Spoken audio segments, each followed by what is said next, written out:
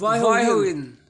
vlogger Silent City te min Silent tia. City te anon tia Trend chu kan lo lui ve kan lo lui vura i min min fak fak tak chu min bol ani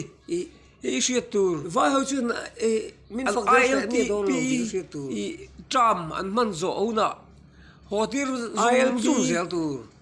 ka tin ko han an man an mun chu tur an man zo to chuan hotir vong zel tur heta poisa ron man ka tok